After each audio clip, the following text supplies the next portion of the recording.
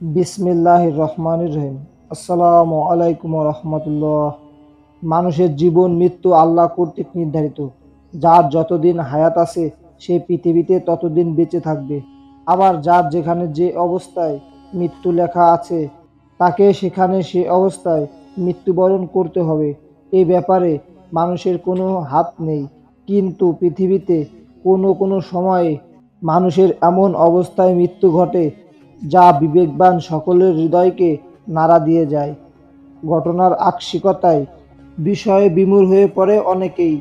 নিজের অজান্তেই চোখের কোণা থেকে তৃপ্ত অশ্রুফোঁটা গড়িয়ে পড়ে অবিরত বর্ষণধারায়। ধৈর্য ধারণ করা অতি কঠিন হয়ে পড়ে। তবুও সব কিছু মেনে নিতে হয়। কিন্তু হৃদয়ে যে ক্ষত হয় তা অমোচনীয় হয়ে থাকে।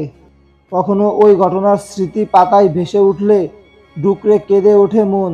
এমনই একটি ঘটনা আমরা এই ভিডিওতে জানতে চলেছি। আমরা সাগর কূলের মানুষ।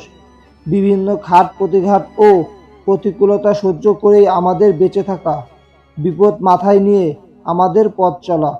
আমি তখন যুবক ছিলাম। একদিন দেখি আকাশে খুব মেঘ। ভাবলাম ঝড় হতে পারে। পরিবারের সবাইকে হুঁশিয়ারি করে দিলাম। সবাই বাইরে দাঁড়িয়ে আছে।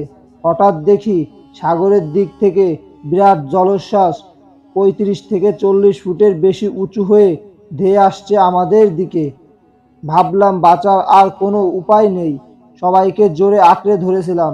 ৭-৮ বছরের এক ছেলে আমার কাঁধে ছিল।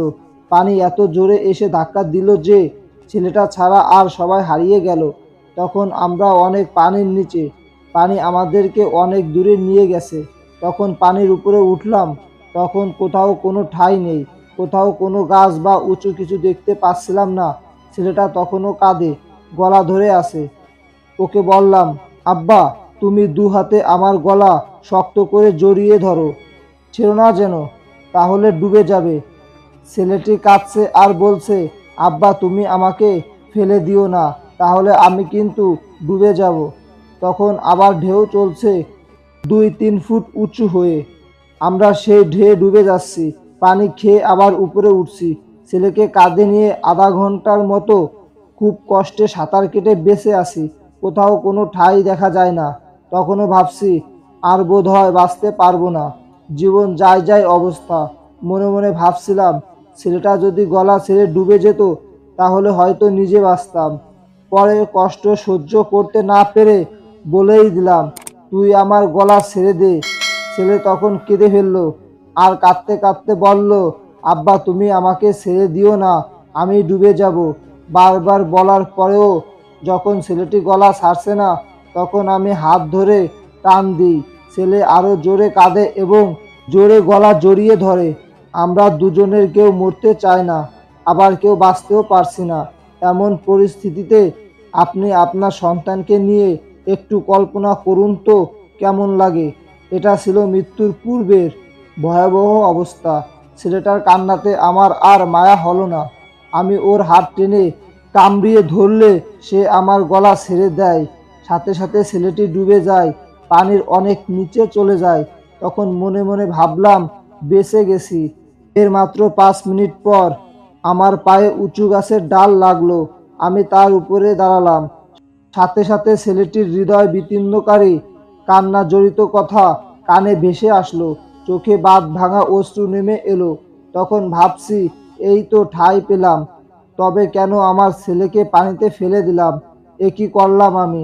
এইটুকু সময় আমি তাকে ধরে রাখতে পারলাম না। কত বড় ভুল হয়ে গেল। আমি সেখানে দাঁড়িয়ে জায়গাটাও বুঝতে পারছি। পানি সরে গেলে ওখানে লাশ পাওয়া যাবে। ১.৫ দিন পর পানি সরে গেল। আমি গাছে ছিলাম। একটুও ক্ষুধা লাগেনি, ঘুমও আসেনি। তারপর ছেলের লাশ যেখানে পেয়ে আরো কষ্ট হলো, যে কষ্ট আমি আজও ভুলতে পারছি না। আমার এখন কয়েকটা ছেলে মেয়ে, বয়স ৬০ বছর। তবুও ওই স্মৃতি আমাকে পাগল করে দেয়। তাই মাঝে মাঝে ভাবি, দুনিয়ায় এ অবস্থা হলে কিয়ামতের দিন কি অবস্থা হবে, যেখানে কোনো দিন মরণ হবে না, কেউ কাউকে সাহায্য করবে না।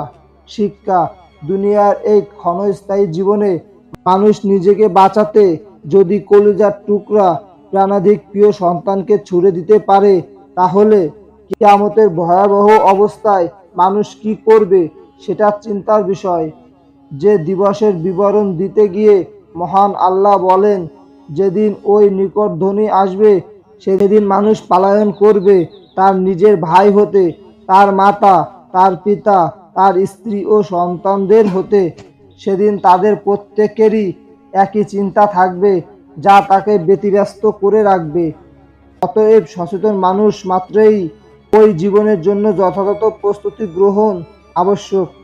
পার্থিব জীবনে সঠিক প্রস্তুতি তথা সৎ আমল করতে না পারলে পরকালীন জীবনে কোনো আপনজন কাজে আসবে না, বরং সেদিন সবাই নিজেকে নিয়েই ব্যস্ত থাকবে। একান্ত আপনজনও পরিচয় দিবে না। কিয়ামতের সেই ভয়াবহ দিনে পরিত্রাণের জন্য আল্লাহ আমাদের তৌফিক দান করুন। আমিন।